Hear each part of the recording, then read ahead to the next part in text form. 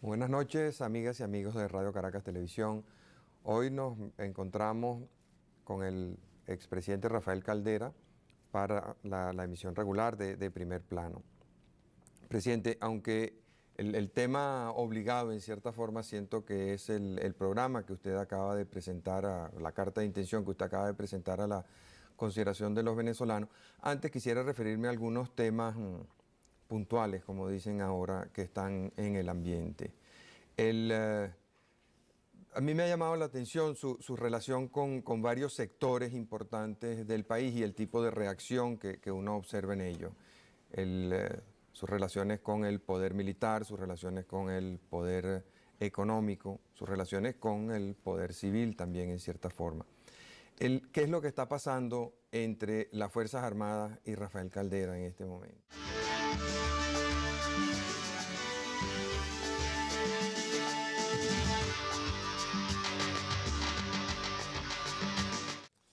Mira, a este respecto, Marcel, yo lo que veo es una mala fe muy grande de algunos sectores adversos en materia de campaña electoral, al tratar de presentarme a mí como enemigo de las Fuerzas Armadas. Mira, yo fui comandante en jefe de las Fuerzas Armadas y tengo la pretensión de creer que el mejor periodo que han tenido las Fuerzas Armadas por muchos respectos fue el mío. Y te puedo decir por qué, mira. Durante mi administración se creó el Instituto de Altos Estudios de la Defensa Nacional, el IAEDEN, que fue un paso trascendental en esa institución, además de que se creó la Escuela Superior de la Guardia Nacional. Pero la dotación de equipos más grande que se le ha hecho a las Fuerzas Armadas en todos los últimos tiempos ha sido la que se le hizo durante mi administración. Mira, 5 líneas de aviones, los Mirage, los F-5, los Broncos, los Jumbo, los T-2D, todas las líneas de aviones militares importantes. Después se adquirieron los F-16 que no existían en el momento en que yo fui presidente. Incluso quise comprar los Phantom y me dirigí personal, es decir, le dirigí una carta personal al presidente Nixon diciéndole el interés que Venezuela tenía de comprarlo.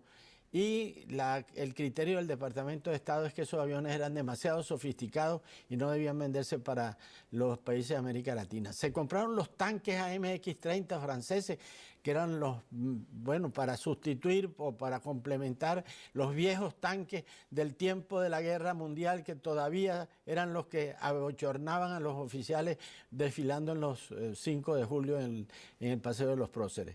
Se compró la artillería de campaña, se compraron varios submarinos, varios transportes militares.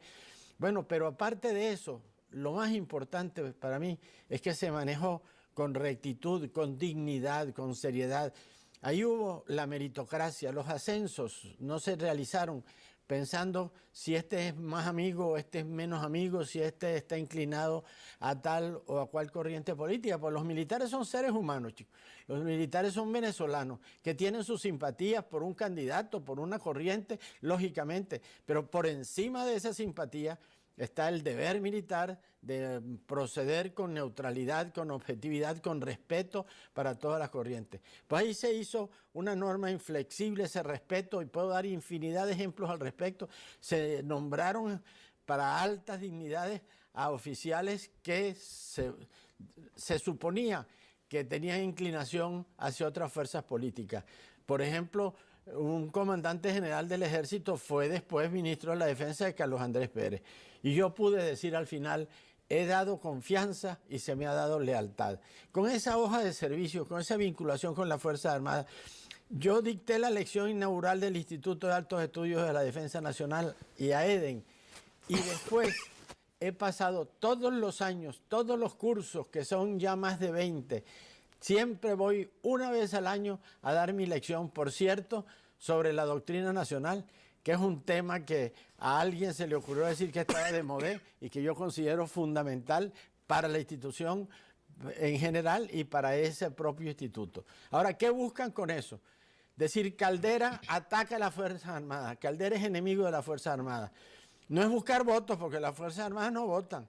Es tratar de proponer una cosa absurda, que sería una especie de antagonismo de las Fuerzas Armadas si el pueblo, como lo espero, me va a dar en las elecciones la responsabilidad de gobernar el país el próximo periodo. Ahora, muchos de esos ataques van dirigidos, sea, por vía indirecta contra usted, y indudablemente que el blanco final es usted, pero... Indirecta y directa también. Sí, porque, pero en realidad donde están centrados es contra algunas de las gentes que lo acompañan, que participaron en las guerrillas, que combatieron con muchos de los que hoy en día ocupan altos cargos en las Fuerzas Armadas. Esa es una de las cosas más peregrinas. Han llegado a decir que conmigo van a llegar al Congreso los dirigentes del MAS. Mira, los dirigentes principales del MAS no se han postulado porque ya están jubilados, porque tienen 4 periodos yendo al Congreso. Pompeyo Márquez, por ejemplo, es un hombre que tiene 8 años dictando conferencias en el Instituto de Altos Estudios de la Defensa Nacional. Es un hombre que tiene condecoración de las Fuerzas Armadas. Así se pueden mencionar una cantidad de casos. Bueno, Moisés Moleiro fue vicepresidente de la Cámara de Diputados. Eloy Torres fue vicepresidente de la Cámara de Diputados. El propio Pompeyo Márquez fue vicepresidente del Senado. Ahora resulta que yo constituyo un peligro porque esos señores se van a acercar al poder. Se han dado durante 20 años una demostración inequívoca de que se han reincorporado a plenitud al sistema democrático, a la defensa de las instituciones. Esa es una de las cosas más farisaicas, más absurdas, más mentirosas. Cuando yo oigo a un candidato presidencial diciendo que Caldera es enemigo de las Fuerzas Armadas o que ataca a las Fuerzas Armadas, señor, no sea usted maligno, no sea usted indigno, no pretenda usted sugerir que la institución armada, que es la garantía de la democracia, está contra un candidato que según todas las encuestas, por encima de todas las maniobras y de las manipulaciones, aparece como tener la preferencia del público, del país, del pueblo venezolano para las elecciones próximas. Lo mismo esto va a llevar a esa gente peligrosa. Una de las grandes ganancias que ha tenido Venezuela en la historia política de los últimos años fue la pacificación. Mientras la hermana República de Colombia no ha podido de ninguna manera extirpar ese terrible mal de la guerrilla. Todos los días nos vienen noticias espantosas al respecto. Mientras el Perú tiene el problema del Sendero Luminoso, mientras otros países han tenido confrontaciones horribles, Bolivia, la Argentina, el propio Uruguay, Centroamérica, Venezuela ha gozado de paz, y ese proceso de pacificación no fue obra personal y única de Rafael Caldera. Rafael Caldera fue el presidente que coordinó las actividades, pero ahí participaron el cardenal Quintero, por ejemplo, el mismo Luis Teófilo Núñez Padre, que era director del Universal, Reinaldo Chervini, Lorenzo Fernández, desde luego, que fue el gran ministro de la pacificación. Pero haber logrado en Venezuela extirpar esa situación y tener esa gente que pudiera haber estado en las guerrillas o que pudiera haber estado haciendo daño, que pudiera haber estado pudriendo sus huesos en el cuartel San Carlos, esa gente tenerla incorporada a la vida nacional, caramba, esa es una de las ganancias más grandes que ha tenido el país. El presidente Gaviria de Colombia nombró ministro al jefe del grupo guerrillero M-19 para tratar de lograr la pacificación y todavía no se logra. El célebre guerrillero Tiro Fijo, Marulanda, que lo llaman Tiro Fijo, tiene más de 30 años en la montaña, tiene 40 años creo que tiene en la montaña y todavía no han podido acabar con él. En Venezuela, gracias a Dios, tiene paz. Vamos a conservar esa paz, no vamos a volver atrás a los años 30, a los años 60, a los años 59, 60, justamente cuando empezó el problema de la guerrilla. No vamos a sembrar odio, no vamos a levantar murallas internas. Cuando cayó el muro de Berlín y han caído los muros más significativos dentro de la vida internacional, realmente eso es una cosa absurda. Pero las Fuerzas Armadas saben que si el pueblo me elige presidente de la República, ejerceré con el mayor cuidado, responsabilidad, honestidad, la función muy delicada de comandante en jefe de las Fuerzas Armadas. Con autoridad, eso sí, pero con una autoridad orientada por la justicia. Trataré de lograr que la meritocracia sea la norma de los ascensos y de las designaciones. Trataré de lograr el espíritu de unidad que es necesario reconstruir a totalidad en el seno de las Fuerzas Armadas. Yo he defendido siempre la tesis de que las Fuerzas Armadas son la garantía principal del sistema democrático. En ese sentido, yo estoy perfectamente dispuesto y convencido a hacer todo lo necesario para que esa institución cumpla a cabalidad y además para que se atienda la situación de los oficiales. porque hay un problema de vivienda en guarnición, por ejemplo. Los oficiales tienen que alquilar cuando los mandan del servicio a alguna parte del país viviendas carísimas, porque no tienen la vivienda adecuada. Cuando llegan a los altos grados, ya están en capacidad de, a través del Instituto de Previsión Social de las Fuerzas Armadas, de adquirir una vivienda ya definitiva.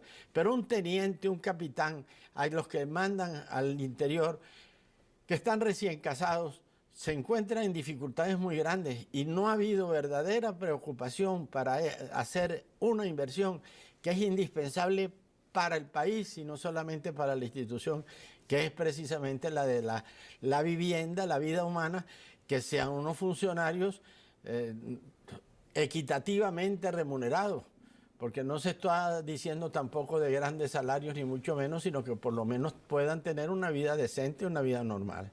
Vamos a cumplir unos compromisos, ya regresamos.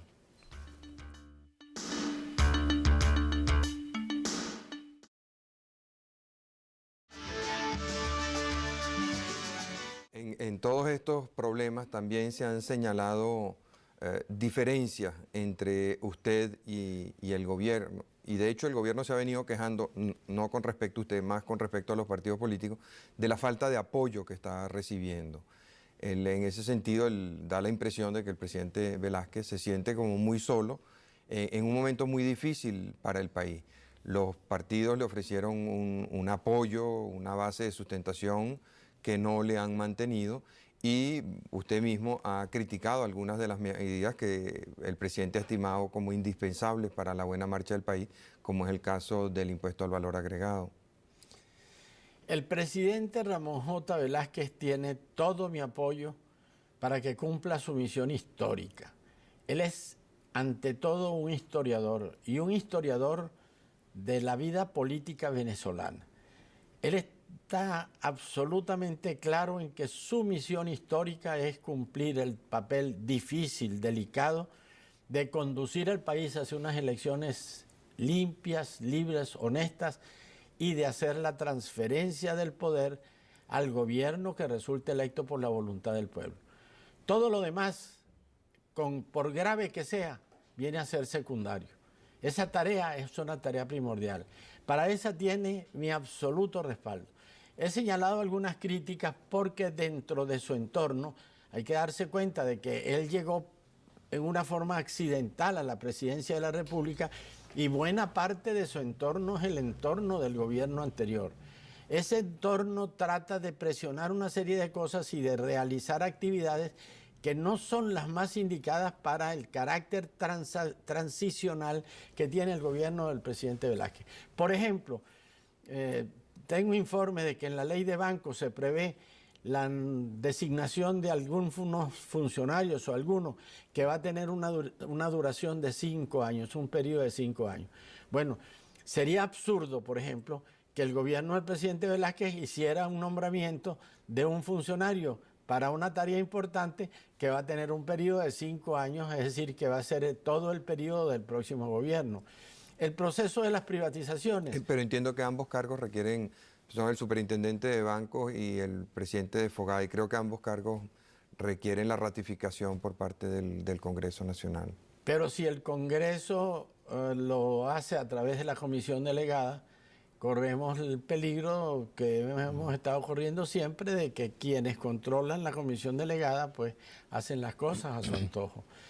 Bueno, el problema de las privatizaciones, el proceso de privatizaciones, yo creo que en el próximo gobierno va a tener que continuar, pero el próximo gobierno tiene la obligación, la necesidad, el derecho de examinar las cosas para que se hagan con toda la transferencia de vida, con toda la conveniencia para el país y que en definitiva tomen la decisión del caso concreto donde se deba hacer o cómo se debe hacer y no que queden ya todas esas cosas resueltas.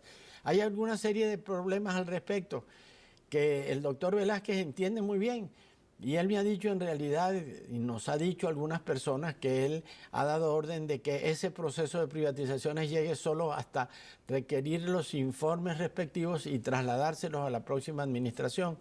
Ahora, en general, pues, el apoyo que requiere Velázquez es un apoyo fundamental, por mi parte se lo ofrezco de una manera irrestricta. Yo creo que sería funesto que el presidente Velázquez no pudiera cumplir su tarea histórica fundamental, que es la que le corresponde. El día en que él le transfiere el poder al nuevo presidente electo por el pueblo debe ser el día más grande de su vida, el día más feliz de su vida, el día más significativo para su biografía en las futuras historias de Venezuela. Si es tan importante esa misión histórica del presidente Velázquez, resulta difícil comprender el por qué tantos ataques hacia el Consejo Supremo Electoral, porque el Consejo está presidido por una persona, al igual que el doctor Velázquez, reconocidamente honesta, seria, responsable. Lo del Consejo Supremo Electoral es otra cosa, ¿no? Desde luego yo tengo una vieja amistad con Isidro Morales, no solamente con su padre, que fue mi maestro, el doctor Carlos Morales, y que recuerdo que cuando recibió el gran homenaje por sus 50 años de graduado de abogado, lo condecoré con la Orden del Libertador y dijo: recibo esta condecoración de las manos impolutas de Rafael Caldera, el mayor homenaje que yo podía recibir de un maestro mío en aquellas circunstancias. Tengo un gran aprecio por Isidro. Ahora, Isidro ha estado en una situación difícil dentro de un cuerpo colegiado en el cual se han ido infiltrando una serie de vicios de los cogollos partidistas, porque Venezuela es quizá el único país, o no sé si hay otros también semejantes, en que el poder electoral está repartido entre los principales partidos, está ejercido por los partidos. En muchos países el Tribunal Supremo Electoral lo nombra el Congreso, lo nombran las Cortes Supremas de los distintos departamentos, de los distintos estados. Tiene pues un carácter distinto que no depende propiamente de los partidos. Aquí se estableció un sistema que funcionó muy bien. Y mientras los partidos cumplieron a cabalidad la gran tarea que tenían de ser intermediarios entre la sociedad civil y el gobierno de la República, pues cumplieron una tarea útil en el Consejo Supremo Electoral. Con el tiempo se fueron endureciendo, anquilosando una serie de sectores, una serie de segmentos, y se creó la situación de que los independientes, que son personas honorables contra cuya vida personal yo no tengo nada que objetar, venían a aparecer como los independientes de este partido o los independientes del otro partido. Y en cierta manera sentían como una obligación moral, al presentarse una situación difícil en la disyuntiva, seguir la orientación que les daba el grupo político que los había patrocinado. Por eso se planteó el que se nombraran 2 independientes más, para aumentar un poco el apoyo del cuerpo independiente al propio presidente del Consejo Supremo Electoral. Por cierto que esa elección, decía la reforma de la ley orgánica del sufragio, que se debía hacer a los 10 días de la promulgación de la ley, y se hizo más de 2 meses después, porque las propias fuerzas que controlaban la elección en el Congreso eran las propias fuerzas que tenían interés en mantener el control en el Consejo Supremo Electoral. Pero en el Consejo pasan una serie de cosas extrañas. Por ejemplo, las cuñas de propaganda electoral para los medios audiovisuales deben pasar por el Consejo Supremo Electoral para que no los objete. Han salido unas cuñas horribles contra mí que violan todos los preceptos. Hay una cuña en que salgo yo colocándole la banda presidencial a Carlos Andrés Pérez el día de la transmisión del mando y después devolviendo la película para quitarle yo la banda y ponérmela a mí y sacar una ofensa contra mí. Bueno, ¿cómo pasó esa cuña? No se sabe, ya se protestó y supongo que la suprimen, pero por algún lado se infiltró, por algunas manos pasó, o si no pasó, bueno, deberían aplicarse las sanciones del caso. Hay algunas cuñas que son abstencionistas, porque cuando salen 2 tipos en un autobús y dicen: yo no sé por quién voy a votar, pero sí sé por quién no voy a votar. Esa es una cuña negativa que contradice el precepto legal de que no se puede hacer propaganda abstencionista, propaganda contraria pues a la concurrencia de las elecciones. Hay una serie de cosas de esas que ocurren que son realmente serias. Y en cuanto a nuestra lucha por el problema de la tarjeta, de la convergencia, es muy sencillo. Por mí se puede votar por una gran cantidad de tarjetas, según el color y la tarjeta tradicional de los partidos que me respaldan. Pero hay mucha gente que por una razón u otra no están inclinadas a votar por esas tarjetas de partido, Unos porque son independientes antipartidos rabiosos que no quieren marcar la tarjeta de ningún partido. Otros porque son socialcristianos, copellanos o independientes socialcristianos que tampoco quieren votar por ninguna otra de las tarjetas de los partidos que me respaldan. Entonces surge una nueva tarjeta, que es esa tarjeta tricolor. Bueno, ¿cómo podemos nosotros ser indiferentes ante maniobras que se plantean en el seno del cuerpo para que el elector que quiera votar por esa tarjeta, por la tarjeta de la Convergencia, no la encuentre con facilidad o la confunda con otra tarjeta inventada? Un grupo supuestamente de voluntarios con Osvaldo, dirigido por el amigo Gianotti, que es dirigente de COPEI, presentada en una forma muy similar a la tarjeta de la Convergencia para crear confusiones. Vienen una serie de reclamos, se crean una serie de confusiones, se hace una serie de conversaciones y de arreglos. Bueno, y entonces aparecemos nosotros como enemigos del Consejo Supremo Electoral. No, yo estoy dispuesto a darle todo el aval al Consejo Supremo Electoral. Yo estoy dispuesto a reunirme con ellos. Creo que tengo algún derecho al respecto, porque si al fin y al cabo la opinión pública señala que soy un candidato con opción, pues me parece que lo más lógico es que el cuerpo electoral tenga una buena relación con nosotros. Yo no tengo ninguna razón de amistad ni de antagonismo personal con ninguno de los miembros del Consejo Supremo Electoral. En ese sentido, pues, tampoco quiero que la propaganda de que yo soy el enemigo del Consejo Supremo Electoral tome cuerpo, todo lo contrario. Yo estoy dispuesto, como lo dije antes, a reunirme con ellos, a dialogar con ellos. Yo al fin y al cabo lo único que pido y que reclamo es que la gente que quiera votar por mí pueda votar por mí con claridad. Porque metido un votante dentro de esa especie de cosa rara que no sé cómo es que la llaman, antes la llamaban casilla de votación, ahora tiene otros nombres distintos, una tela negra y una cosa de esta. En ese momento la gente está nerviosa, se le va el tiempo, los tarjetones son enormes, empiezan a buscar y no consiguen. Yo te quiero confesar que en las elecciones pasadas para concejales, yo en definitiva no voté por concejal por mi parroquia, por mi municipio, porque no encontré el sitio donde estaba la persona que me había pedido que votara por ella y que tenía, a mi modo de ver, credenciales al respecto. Si eso le pasa a uno con tanta experiencia en esta materia, ¿qué no le pasará al elector común y corriente? Pues lo que pedimos es que el que quiera votar por Caldera, pues no tenga la dificultad de votar, porque los otros tienen la preferencia tradicional de los partidos. Acción Democrática, arriba y a la izquierda, COPEI, arriba y a la derecha, el MAS está arriba en el medio. Bueno, y así cada uno tiene su puesto ya establecido a través de las elecciones anteriores. Me entiendo que ahora usted está abajo y a la derecha. Abajo y a la derecha es lo que hemos reclamado, pero fue difícil lograr que el FUN, que tenía ese puesto y que accedió a cedérselo a Convergencia, pudiera lograr el que se realizara, y el que se realizara después en la tarjeta de los cuerpos colegiados, que es la más confusa, porque al fin y al cabo la tarjeta presidencial es muy fácil, cualquiera de los sitios donde está el retrato de uno que lo marquen es suficiente. Vamos a cumplir unos compromisos. Al regreso quisiera que nos hablara un poco de esta proliferación de acusaciones, hemos visto algunas, y de cuñas en su contra. O sea, ¿qué es lo que está pasando ahí? Ya regresamos.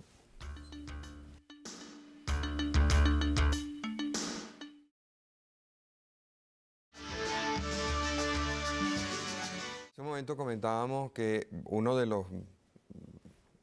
las manifestaciones de la campaña en este último mes pareciera ser el ataque a fondo entre los distintos partidarios de uno y otro candidato. En el caso suyo, hemos analizado algunos de los casos. Usted mencionó otro interesante y es la proliferación de cuñas en su contra. ¿A qué atribuye usted eso? Bueno, yo creo que la razón es clara. Como estoy en el primer puesto en las encuestas y como eso se mantiene con demasiada firmeza, pues hay que buscar todos los medios de desacreditarme. Hay un célebre politólogo norteamericano que antes aconsejaba a los adecos y que cobra muy caro, que ahora ha estado aconsejando a uno de los candidatos y aconsejó pues que era necesario, por una parte, la guerra sucia y por otra parte, que trataran de copellanizar la campaña del candidato de la cúpula de Copey para quitarle a Caldera los votos copellanos. ¿Tú te acuerdas que al principio, cuando sale la candidatura de la cúpula copellana, el candidato sentía como cierto escrúpulo de ser apoyado por la cúpula? Se presenta en la Plaza Caracas con una serie de símbolos dentro de los cuales no está la representación tradicional de Copey. Se dice que es apoyado por un movimiento 25 de abril, un movimiento independiente más o menos imaginario, en el cual, por cierto, aparecen distinguidas personalidades que el país recuerda en la televisión, en Miraflores, dándole respaldo al presidente Pérez cuando le estábamos pidiendo la renuncia. Bueno, todo esto iba hacia los independientes. Este consejo le dijo: señores, ustedes están perdiendo el tiempo. El único chance que puede tener de ganar es quitarle a Caldera la votación copellana. Entonces al candidato lo visten de verde, le ponen la lanza de Copey y resucitó. ¿Tú te acuerdas aquella propaganda que hacía el señor Eduardo Fernández cuando decía: este no es el mismo partido, es un partido nuevo? Y decía: nuevo. Y en que quitaban la lanza, la tenían en un rincón y aparecían una especie que la gente llamaba bates quebrados, unos aparatos que decían que era significativo de la era electrónica. Bueno, todo eso desapareció. Ahora todas las pancartas que hay, millares y millares en todas las ciudades de Venezuela, a veces hay una inmensa valla aquí y al lado otra inmensa valla igualita, y dice uno: caramba, pero qué derroche, ¿no? Bueno, todo está pintadito de verde para tratar de hacer a los copellanos que ellos están obligados, y hasta tratan de imitar unas cuñas de Acción Democrática que son muy buenas, en que dice: yo soy ADECO y a pesar de todo yo voy a votar por ADE. Bueno, tratan de imitar para que convencer a los copellanos, que saben que al fin y al cabo yo soy, al fin y al cabo, el copellano que los ha defendido, que los ha representado, que sostiene las ideas de Copey. Algunas veces, por cierto, alguno dice: bueno, Prieto se separó de Acción Democrática y perdió las elecciones, a pesar de que tenía mucho pueblo y de que tenía mucha gente en el partido.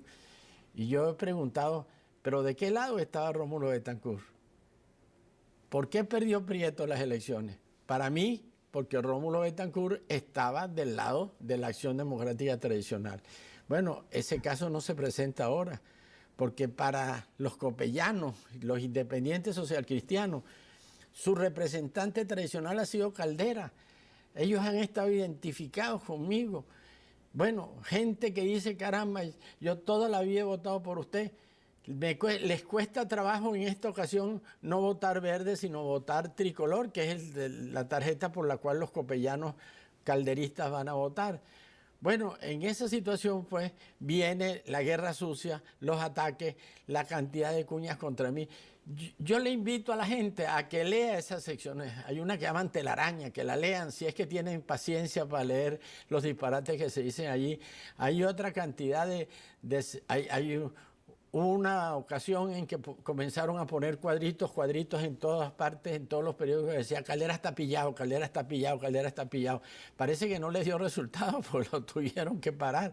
Esa propaganda adversa, yo creo que es un boomerang para ellos. Yo creo que me favorece a mí, porque la gente dirá: si atacan tanto a Caldera, tiene que ser porque Caldera representa la fuerza principal dentro de esta campaña electoral.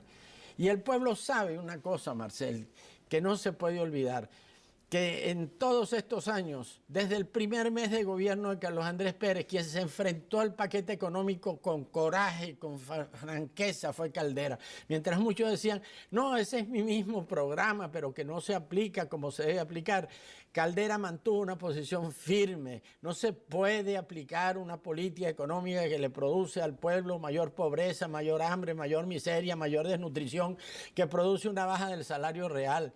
Mira, desde el 4 de febrero el pueblo sintió que la voz que expresaba sus sentimientos, sus deseos, sus necesidades, fue la voz de Caldera.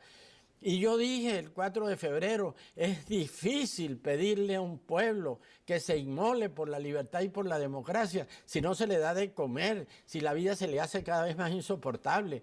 Bueno, esa ha sido mi tesis y eso lo ha hecho Caldera y eso explica la convergencia que se ha formado en toda Venezuela en torno a la candidatura y por eso los ataques, todas, bueno, que soy un viejo chocho, yo quisiera verlo trabajando con todo el coraje, con toda la decisión con que yo lo hago.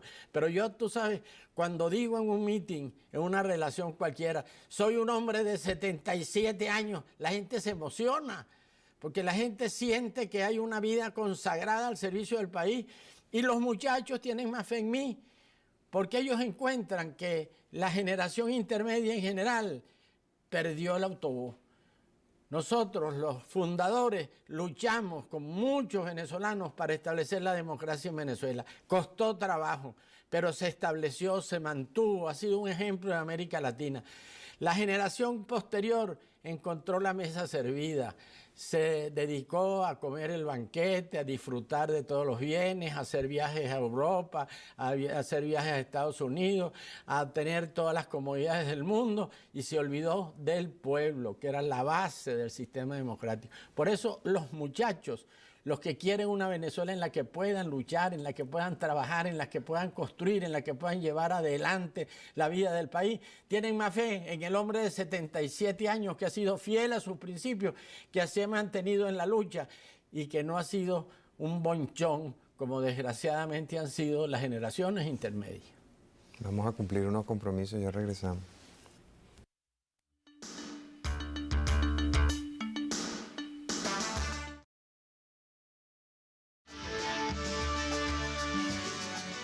Quisiera referirme ahora a su carta de intención con el país, que trae una serie de proposiciones novedosas, imposibles de analizar hoy, pero más adelante tendremos oportunidad de hacer otro programa ya más cerca del día electoral.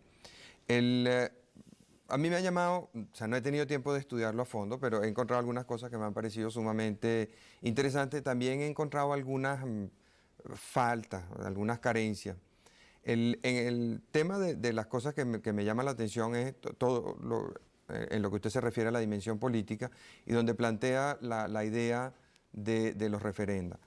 Y como usted habrá visto, pues ya han sido objeto de mucha crítica y sobre todo el que se refiere a la posibilidad de que el presidente de la República disuelva el Congreso y convoque a unas nuevas elecciones. ¿Cuál es la razón de ser de eso? Mira, Marcel, por una parte, lo del referéndum revocatorio para el presidente de la República ha venido a convertirse en una necesidad, porque una de las cosas que teme el pueblo es nombrar un presidente por 5 años y que después ese presidente haga lo que le dé la gana y tenga que cargárselo, tenga que someterse a él durante los 5 años para esperar que haya una modificación. Eso indudablemente ha venido creando un malestar en el país. Hay que darle una válvula al pueblo, es decir, que si en un momento dado realmente el que fue electo para un periodo de 5 años está en absoluto desacuerdo con la opinión general, bueno, que tenga la posibilidad de removerse. Lo sensato sería la renuncia, pero como muchos ya tenemos experiencia, dicen primero muerto que renunciante, pues hay que darle al país esta posibilidad. Y a ese respecto te voy a contar una pequeña anécdota. La última vez que estuve en España me recibió muy amablemente el rey Juan Carlos, que tiene siempre un gran interés por las cosas de Venezuela. Y me preguntaba qué es lo que pasa en Venezuela, qué es lo que sucede con Carlos Andrés. Y me dijo, Felipe le aconsejó a Carlos Andrés que dimitiera. Felipe González, su gran amigo, le dijo, Carlos Andrés no se puede gobernar contra la voluntad del pueblo, contra la voluntad del país. Pero eso es en relación al Ejecutivo. Pero en relación al Legislativo ocurre lo mismo. Pero si es que en todos los países de régimen parlamentario, donde el Parlamento es el que gobierna, el jefe de Estado, que es el rey en las monarquías democráticas, o que es el presidente en repúblicas parlamentarias como Italia o como Alemania, tienen la potestad de disolver las cámaras para que haya una nueva elección, para que el pueblo se pronuncie. Se tendría que poner desde luego algunas condiciones, por ejemplo, que se convoque de inmediato una nueva elección en un plazo no mayor de 3 meses, por ejemplo, pero que le den también al país la posibilidad de remover y renovar las cámaras legislativas si las cámaras legislativas se enquistan ahí y entran en una nulidad, en un desconocimiento de los derechos del pueblo. Si una cosa que siempre me ha parecido, y lo he dicho varias veces, exagerado es la duración del periodo de 5 años para un diputado. En la mayor parte de los países los diputados no duran más de 3 o 4 años a lo sumo, porque se van acostumbrando a una vida rutinaria y no toman la responsabilidad que deben tomar.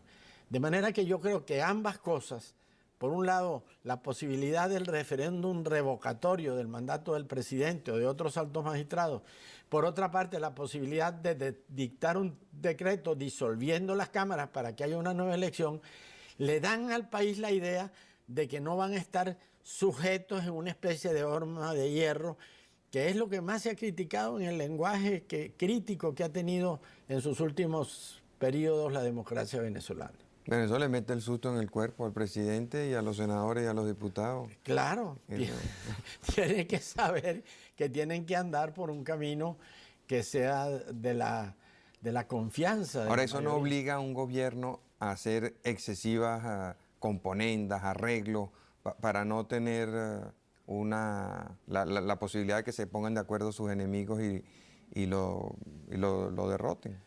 Yo creo que no, porque quien va a decidir no son los enemigos, sino el pueblo. Yo creo que el pueblo es bastante más sensato de lo que parece. Podrá equivocarse alguna vez, yo dije que nunca se equivoca, pero tiene también suficiente sentido común para enmendar los errores.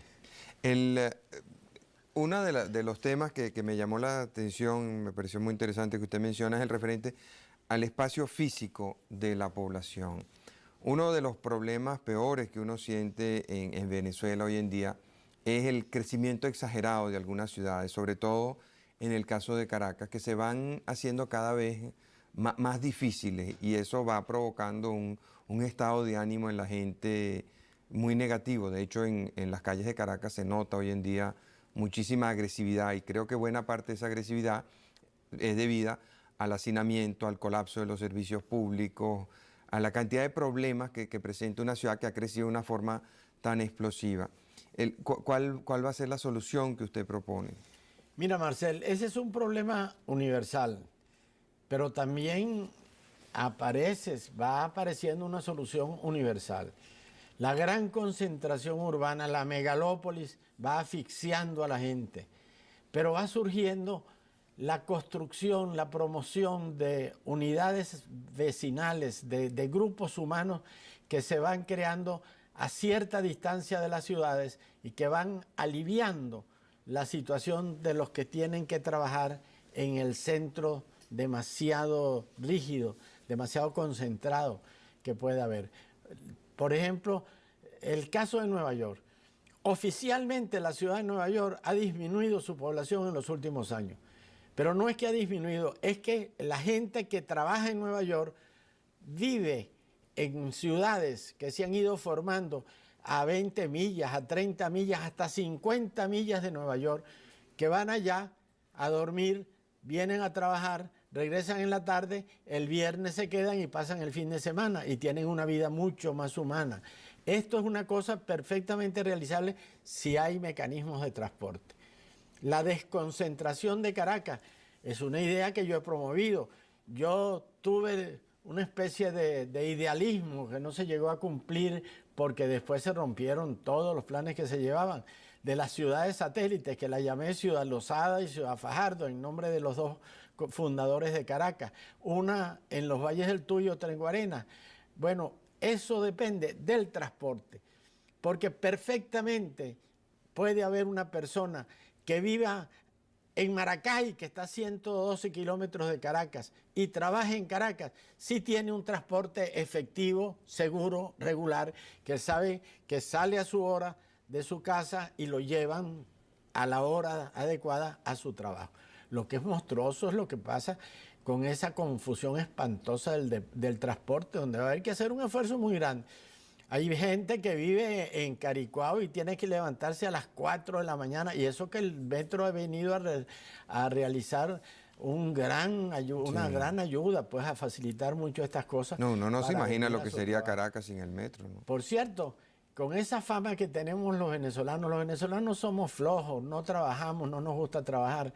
La gente que viene del extranjero se admira de que un obrero sale a las 4 de la mañana a su casa para poder llegar a las 7 de la mañana a su trabajo todos los días, y de que tenga que regresar para llegar tarde en la noche a su casa y vuelva a hacerlo, sin embargo, todos los días. Esta cosa hay que enfrentarla.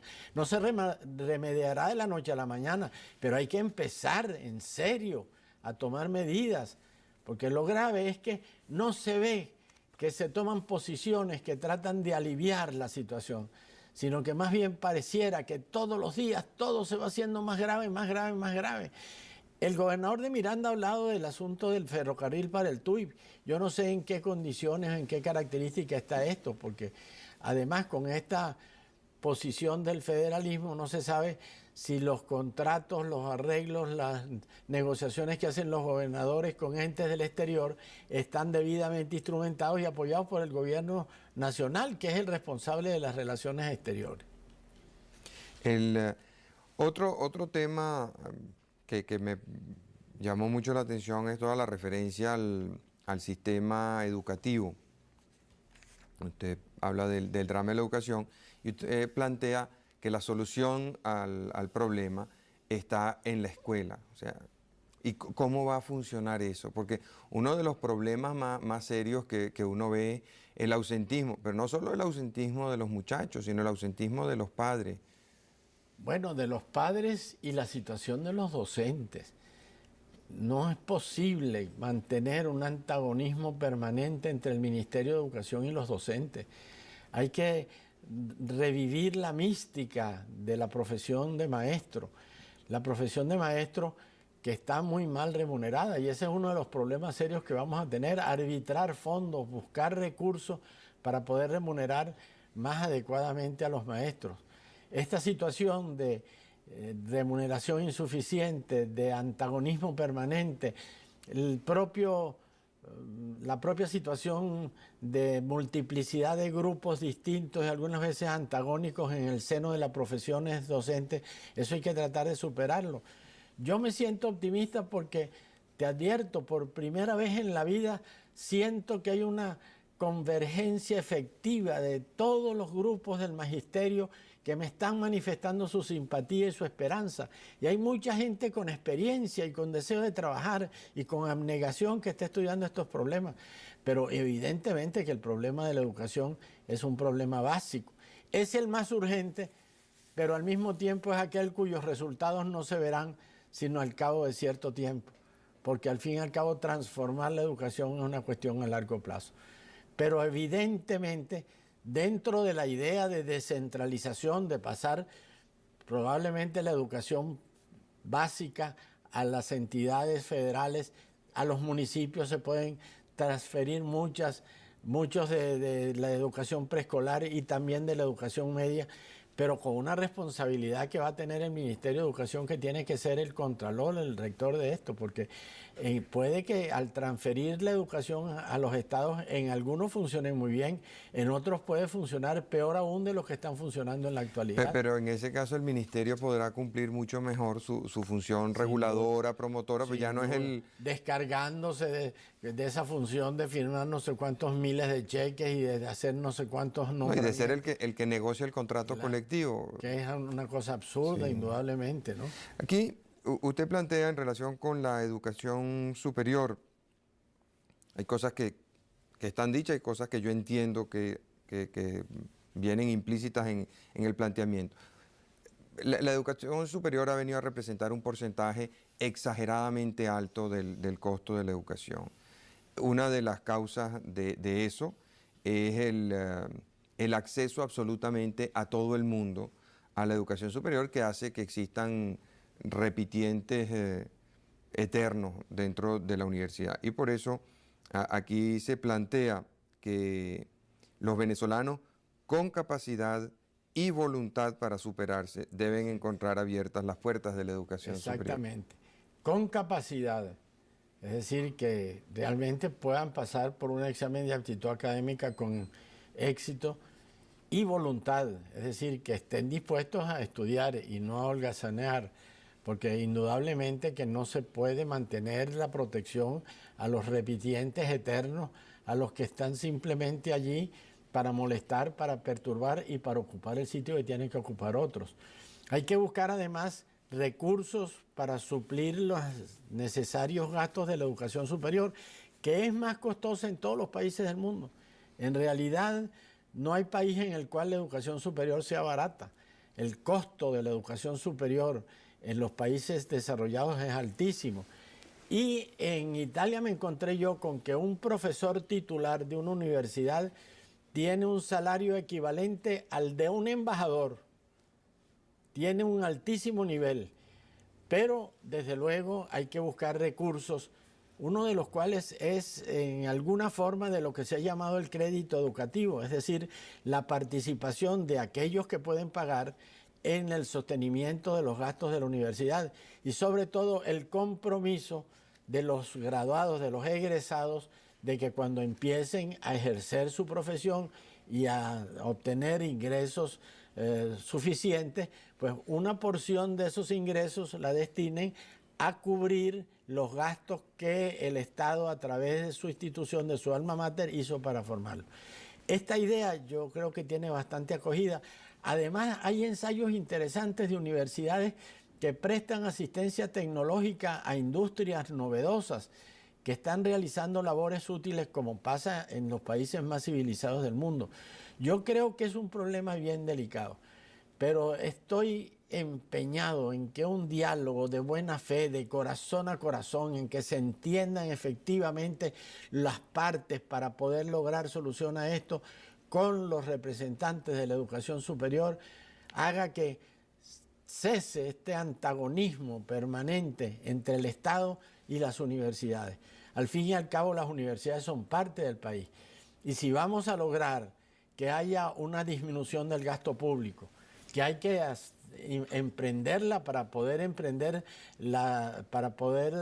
corregir el déficit fiscal, y que no va a ser despidiendo empleados porque sería aumentar el problema social, ni disminuyendo sueldos porque ya los salarios reales con la inflación y con la caída de la moneda pues se han venido mucho más abajo de los que estaban, pero que sean muchos gastos o que no son necesarios o que por lo menos no son inaplazables, que se puedan lograr un acuerdo honorable, un acuerdo en el cual yo invoco la buena fe, el patriotismo de las autoridades universitarias que en su mayor parte me han manifestado simpatía y en muchos casos respaldo efectivo para este proyecto nacional para que podamos solucionar este problema que ha sido planteado con mucha razón.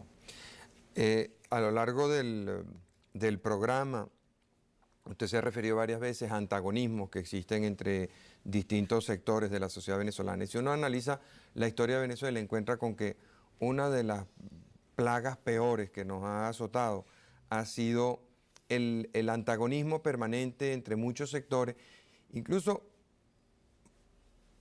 con ese antagonismo, tal vez hasta más importante que el antagonismo, que es la manifestación final, yo diría, es la desconfianza.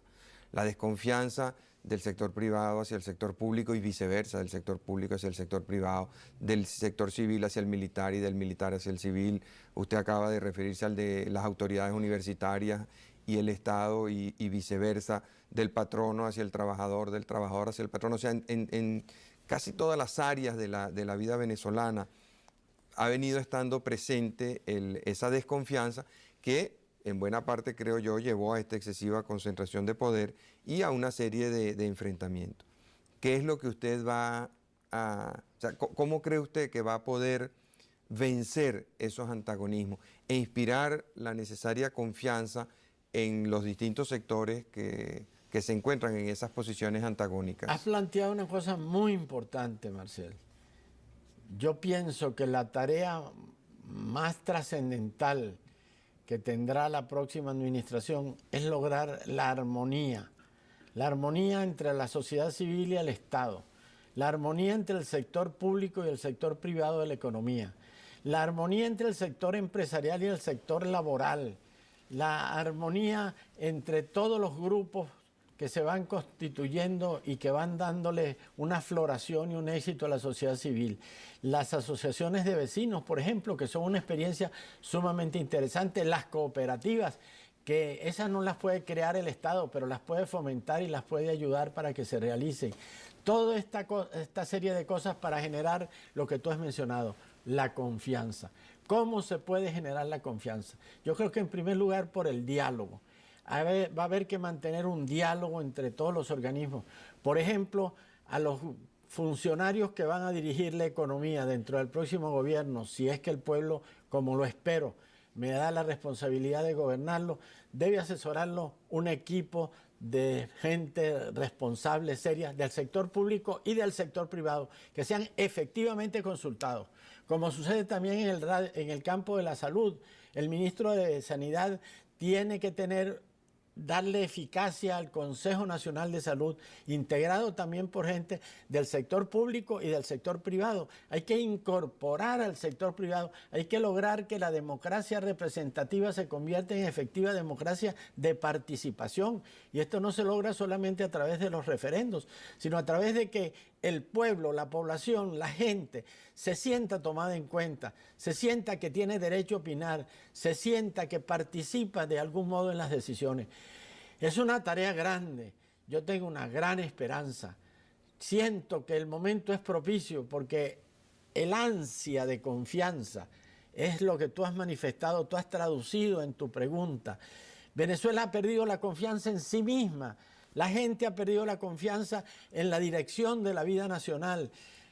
No se puede engañar al pueblo, hay que decirle al pueblo la verdad. Y cuando se le exige un sacrificio, tiene que estar convencido de que ese sacrificio lo vamos a hacer todos. En primer término, el gobierno, las más altas autoridades y los dirigentes de los distintos sectores de la vida nacional. Yo en eso tengo realmente una gran esperanza.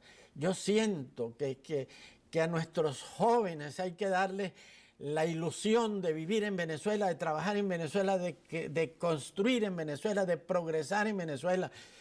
Que cese esta tentación permanente de que nuestros mejores cerebros cada momento están sintiendo un deseo, un halago para irse a los países desarrollados a vivir una vida diferente. Venezuela es el mejor país del mundo y hay que hacérselo sentir a la gente. Pero para esto el trabajo va a ser duro. Yo comprendo que va a ser una tarea muy dura, pero tengo mucha esperanza, tengo mucha fe, tengo mucha confianza y buscar la mejor gente y oírlos a todos, a los amigos y a los que no son amigos, a los que aplauden y a los que critican. Soportar muchas veces las críticas injustas, pero tratar de explicar, de llevarle al ánimo, a la conciencia colectiva, la verdad, la necesidad de lo que se tiene que hacer. Vamos a cumplir unos compromisos. Al regreso quisiera referirme a un tema que usted conoce muy bien y que siento que es tal vez el tema central de la economía en los próximos años, que es el tema del empleo. Ya regresamos.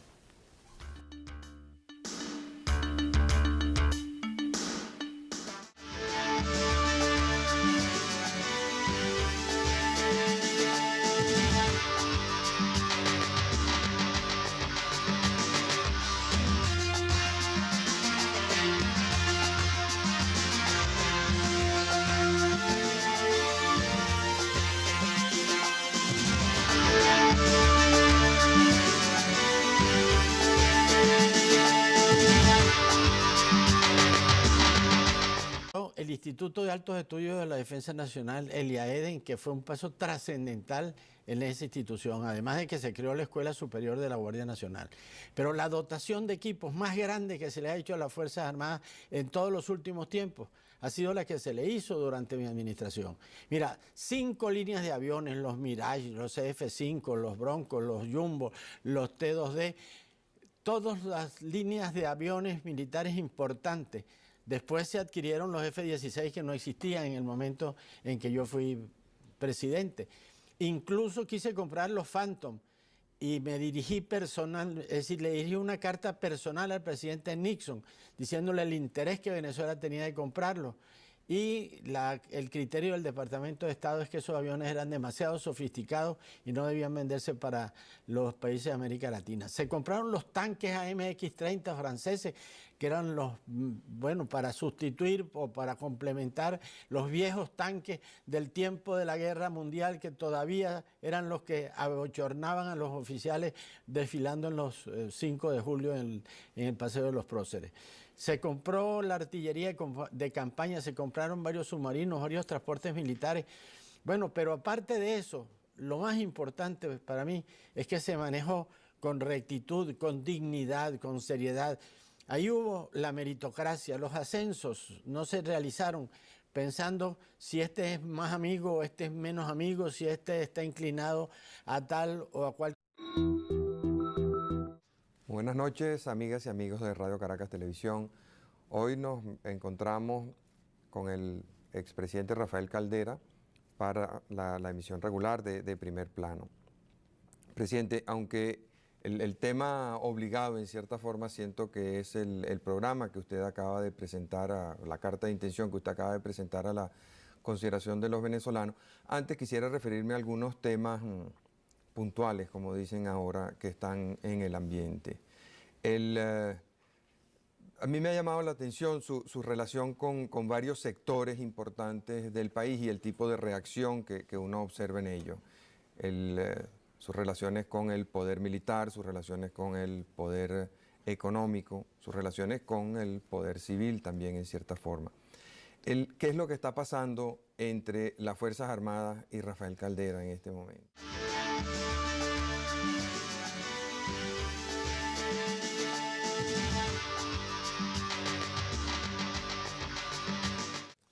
Mira, a este respecto, Marcel, yo lo que veo es una mala fe muy grande de algunos sectores adversos en materia de campaña electoral, al tratar de presentarme a mí como enemigo de las Fuerzas Armadas. Mira, yo fui comandante en jefe de las Fuerzas Armadas y tengo la pretensión de creer que el mejor periodo que han tenido las Fuerzas Armadas por muchos respectos fue el mío. Y te puedo decir por qué, mira. Durante mi administración se creó, me va a dar en las elecciones la responsabilidad de gobernar el país el próximo periodo. Ahora, muchos de esos ataques van dirigidos, o sea, por vía indirecta contra usted, y indudablemente que el blanco final es usted, pero... Indirecta y directa también. Sí, porque, pero en realidad donde están centrados es contra algunas de las gentes que lo acompañan, que participaron en las guerrillas, que combatieron con muchos de los que hoy en día ocupan altos cargos en las Fuerzas Armadas. Esa es una de las cosas más peregrinas. Han llegado a decir que conmigo van a llegar al Congreso los dirigentes del MAS. Mira, los dirigentes principales del MAS no se han postulado porque ya están jubilados, porque tienen 4 periodos yendo al Congreso. Pompeyo Márquez, por ejemplo, es un hombre que tiene 8 años dictando conferencias en el Instituto de Altos Estudios de la Defensa Nacional. Es un hombre que tiene condecoración de las Fuerzas Armadas. Así se pueden mencionar una cantidad de casos. Bueno, Moisés Moleiro fue vicepresidente de la Cámara de Diputados. Eloy Torres fue vicepresidente de la Cámara de Diputados. El propio Pompeyo Márquez fue vicepresidente del Senado. Ahora resulta que yo constituyo un peligro porque esos señores se van a acercar al poder. Se han dado durante 20 años una demostración inequívoca de que se han reincorporado a plenitud al sistema democrático, a la defensa de las instituciones. Esa es una de las cosas más farisaicas, más absurdas, más mentirosas. Cuando yo oigo a un candidato presidencial diciendo que Caldera es enemigo de las Fuerzas Armadas o que ataca a las Fuerzas Armadas, señor, no sea usted maligno, no sea usted indigno, no pretenda usted sugerir que la institución armada, que es la garantía de la democracia, está contra un candidato que según todas las encuestas, por encima de todas las maniobras y de las manipulaciones, aparece como tener la preferencia del público, del país, del pueblo venezolano para las elecciones próximas. Lo mismo esto va a llevar a esa gente peligrosa. Una de las grandes ganancias que ha tenido Venezuela en la historia política de los últimos años fue la pacificación.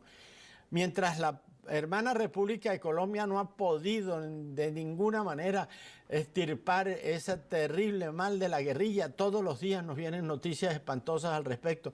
Mientras el Perú tiene el problema del Sendero Luminoso.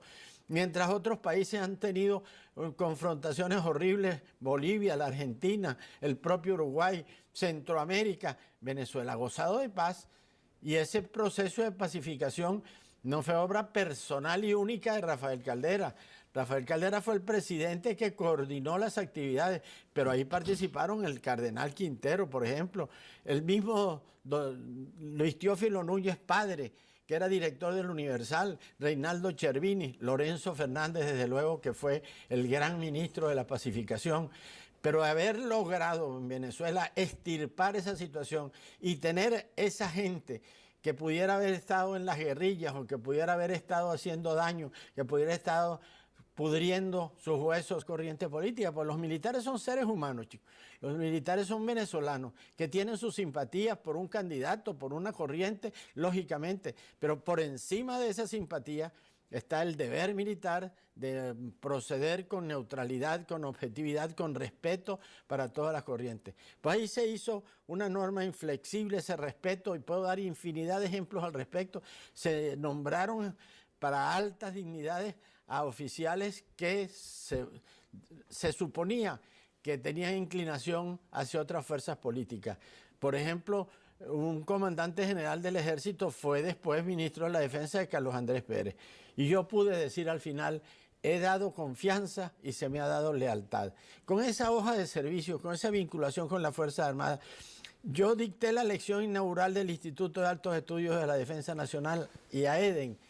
Y después he pasado todos los años, todos los cursos, que son ya más de 20, siempre voy una vez al año a dar mi lección, por cierto, sobre la doctrina nacional, que es un tema que a alguien se le ocurrió decir que estaba de moda y que yo considero fundamental para la institución en general y para ese propio instituto. Ahora, ¿qué buscan con eso? Decir, Caldera ataca a las Fuerzas Armadas, Caldera es enemigo de las Fuerzas Armadas. No es buscar votos, porque las Fuerzas Armadas no votan.